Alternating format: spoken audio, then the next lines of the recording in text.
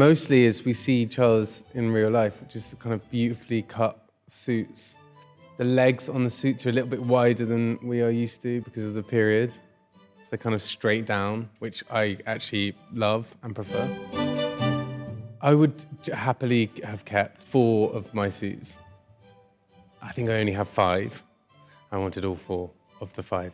They're all beautifully cut. They all fit you perfectly. And I didn't even know that was something that I'd wanted before I played Charles.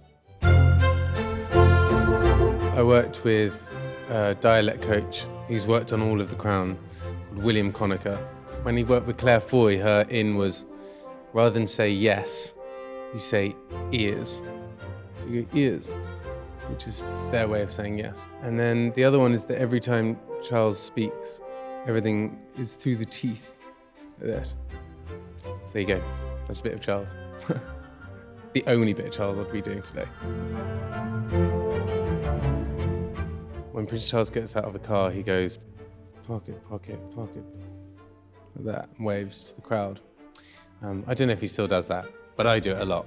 So, not in real life, as Charles. I reckon I speak a bit posher now. When I've been filming, I sort of come home and speak a little bit posher. I've heard I'm losing my Gloucestershire roots. Yeah, maybe that's the only thing I've picked up is a little bit of his voice. I think people do make an assumption that the royals have some sort of either unemotional or cold at times, and perhaps that's due to their sort of impartiality.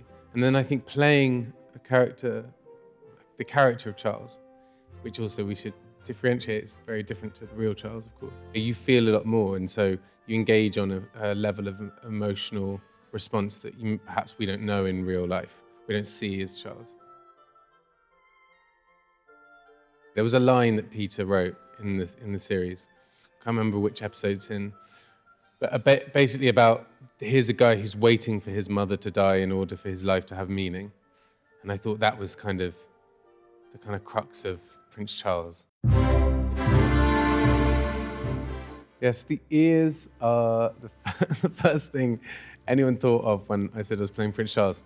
And it was sort of a good way into the character, and a money saver on prosthetics. We worked with a movement director called Polly Bennett, who's incredible. And we talked a lot about how Charles, from a very young age, would have been told, you're going to arrive at this place in the car, someone's going to open the door, and you're going to walk here, you're going to say hello to these people here and these people here, and then go into the building. So at all points, he knows exactly what he's doing. And there's something about his directness, which we've put into the character, which, it's something I noticed in his movement.